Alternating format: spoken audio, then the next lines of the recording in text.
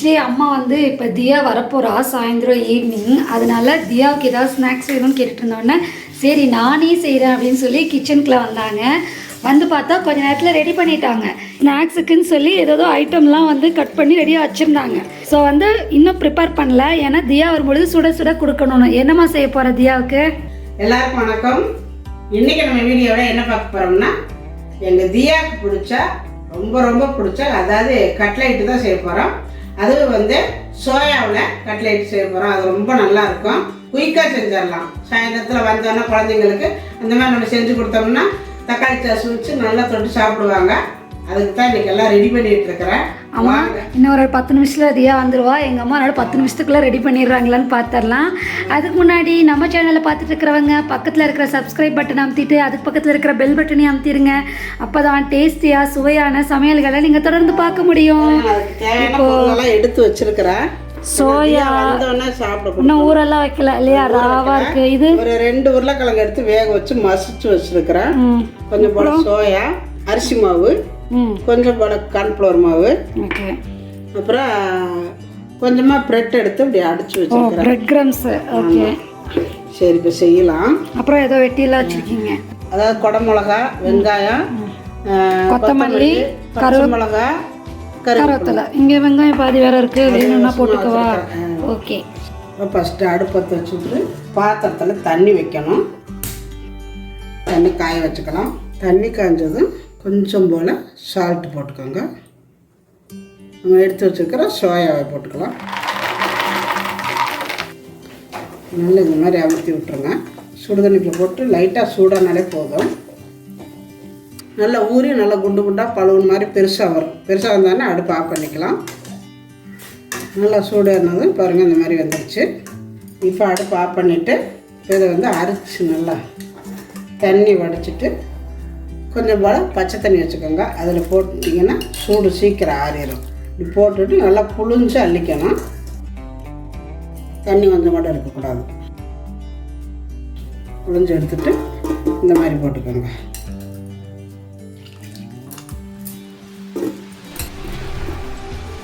நல்லா புழிஞ்சு எடுத்துருங்க. இப்போ இதை நம்ம மிக்சி சேரில் போட்டு நல்லா பொடி பண்ணிக்கணும். பிரெட்டை அரைச்சி அதே மிக்சியிலே நான் போட்டிருக்கிறேன். இதை நம்ம தண்ணியெல்லாம் ஊற்றக்கூடாது, அப்படியே தான் அரைக்கணும். அதனால தான் நல்லா புழிஞ்சு எடுத்தது. இப்போ இப்படியே அரைச்சிக்கிட்டு நான் காட்டுறேன். நம்ம அரைச்சிக்கிட்டு வந்தாச்சு. இப்போ இதை வந்து இதில் சேர்த்துக்கலாம்.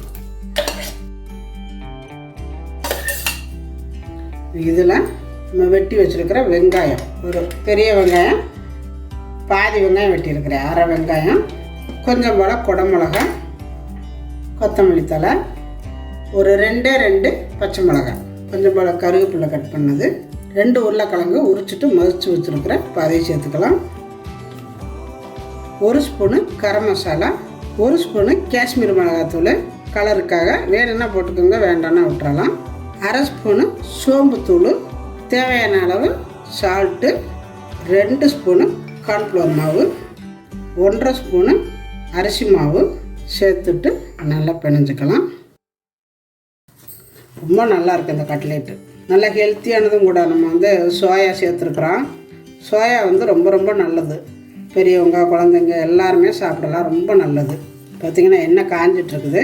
நம்ம பிணையில் எண்ணெயை காய வச்சுட்டா எண்ணெய் நல்லா சூடாகிடணும். இதில் வந்து காரத்துக்கு நம்ம பச்சை மிளகா போட்டிருக்கோம். அதனால் மிளகாத்தூள் போடாமல் காஷ்மீர் மிளகாத்தூள் மட்டும் போட்டுக்கிறேன்.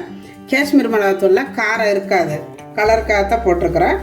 நம்ம போட்டிருக்கிற கரம் மசாலா, இந்த பச்சை மிளகாய் 2மே கொஞ்சம் காரம் கொடுக்கும். அதனால் அதுவே போதும். இதுக்கு வந்து வெறும் மிளகாத்தூள் போடணுங்கிறது இல்லை. இது இருக்கட்டும். இப்போ இந்த ப்ரெட்டில் மட்டும் கொஞ்சம் போல் மிளகாத்தூள் சேர்த்துக்கலாம். அரிசி மாவு, கார்ன்ஃப்ளவர் மாவு, இதுலேயே கொஞ்சம் போல் சால்ட் போட்டுட்டு இதை நல்லா ஒரு கலக்கலைக்கங்க. இந்த மாதிரி நல்லா கலந்துக்கணும். இப்படி இப்போ இது இருக்கட்டும். நான் பிணைஞ்சி வச்சுருக்கிறேன். இந்த மாவை எடுத்து கொஞ்சம் போல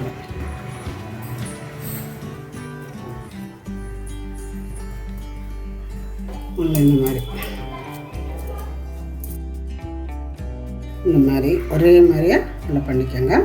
பண்ணிவிட்டு இதில் எடுத்து போட்டுக்கோங்க.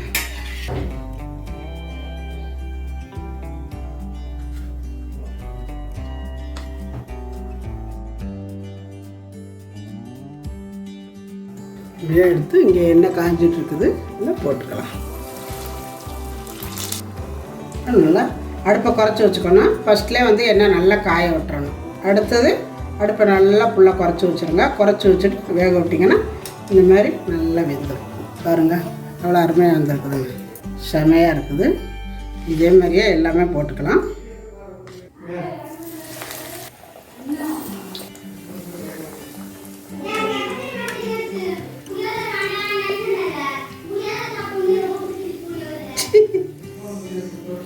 தியாமா புளியோதரை என்னடா பண்ணுச்சு?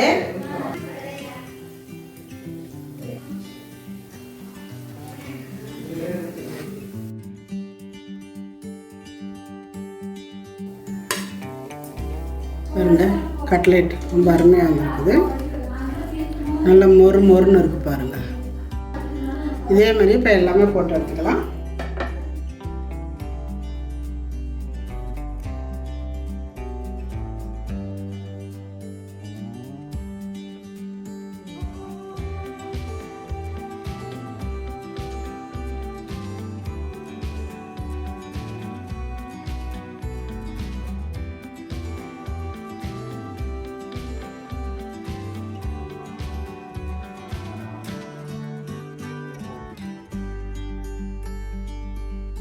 இப்போ நம்ம கட்லெட் ரெடி ஆகிடுச்சு. எங்கள் தியாவும் வந்தாச்சு, சாப்பிட போகிறோம். ரொம்ப அருமையாக வந்திருக்குது.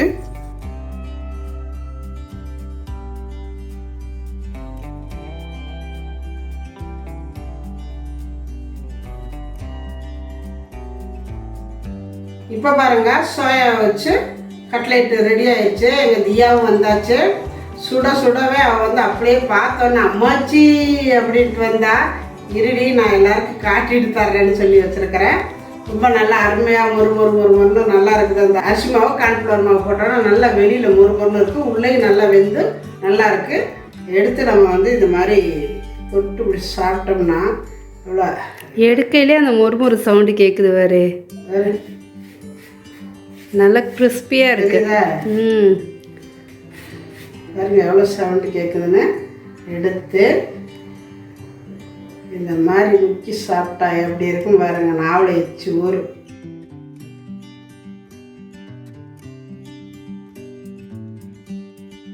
ரொம்ப அருமையாக இருக்குது. தியா தியா அப்படியே இருந்து வந்து கேட்டுக்கிட்டே அந்த வழியாங்க எடுத்து சாப்பிட்டு பாருங்க. வந்தோன்னு அம்மாச்சி கட்டி எடுத்து சாப்பிடுங்க. சாஸ் இருக்கு. ஓ அது அப்படியே மைனஸ் ஒழிச்சிட்டியா? நீங்க சாப்பிட்டு வரீங்க.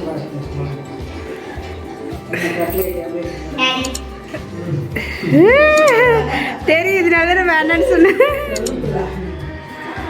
நல்லா இருக்கா? நல்லா வெந்திருக்கா? உள்ள எல்லாம் உள்ள எல்லாம் பச்சை வாடை, அந்த மசாலா வாடையெல்லாம் இல்லை. அவ ஏமாத்துவா. அப்ப எனக்கு மட்டும் ஏமாத்தலாமா?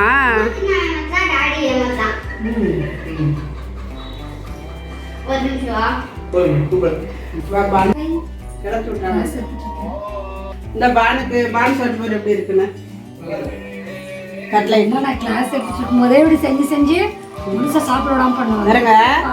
பாவம் கிளாஸ் எடுக்கிறாளேன்னு செஞ்சு கொண்டு வந்து கொடுத்தா கிளாஸ் எடுக்கிற நேரமே கொடுக்குறோமா?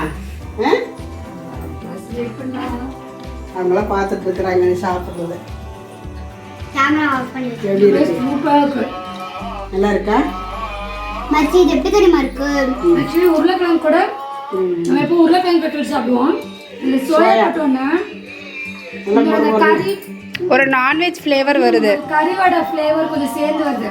உருளைக்கிழங்கு போட்டோன்னா நார்மலாக அந்த போண்டா அந்த ஃப்ளேவர் தான் எப்பவுமே ஆர்டினரி கட்லெட் இல்லாமல் கொஞ்சம் ஸ்பெஷலாக சூப்பராக இருக்கும் மச்சி. அதான் இது வந்து நல்லா மட்டனில் செஞ்ச மாதிரியே இருக்கும். மட்டனில் செஞ்சால் எப்படி இருக்குமா அதே மாதிரி இருக்கு. நம்ம சோயா சேர்த்து செய்யும் பொழுது ரொம்ப நல்லா லோ பட்ஜெட் நான்வெஜ் சிம்பிளான பட்ஜெட்டு தான், ஆனால் ரொம்ப நல்லா இருக்கும். அப்படியே நான் கொடுத்தோடனே பிள்ளையெல்லாம் சொன்னாங்க இன்னுமா கறி மாதிரியே இருக்குன்னு எங்கள் பொண்ணு சொன்னாங்க. இப்போ ஒரு நாளைக்கு கறியில் இந்த மாதிரி கட்லெட் செஞ்சிடலாம், கறி மாதிரியே இருக்குது. எனக்கு கொஞ்சம் மேடம் கிளாஸ் எடுங்க, சாப்பிட்டது போதும் பாருங்க கட்லெட்னு அப்படி சாப்பிடுவாங்க. கொண்டு வரையில கிளாஸ் எடுக்கையில வரேன்னு சொன்னேன். இப்போ என்ன சாப்பிட்டுட்டு இருக்க கிளாஸ் விட்டுட்டு? அது நான் காரம்லாம் நிறைய போடலை, அதனால நல்லா இருக்கு. உள்ள எல்லாம் சாப்பிட்றதுக்கு செமையா இருக்குது. பாருங்க எப்படி சாப்பிட்றாங்க. சாப்பிட்டு பாருங்க, நிஜமாவே சூப்பராக இருக்கும். ஆமாங்க. இதே மாதிரி நீங்களும் செஞ்சு பாருங்க. செஞ்சு பார்த்துட்டு எப்படி வந்துச்சு அப்படிங்கிறத எனக்கு கமெண்ட்ல சொல்லுங்க. இந்த வீடியோ பிடிச்சிருந்தா லைக் பண்ணுங்க, ஷேர் பண்ணுங்க, செட்நாட் சமையலுக்கு சப்ஸ்கிரைப் பண்ணுங்க. நன்றி. வாழ்க வளமுடன்.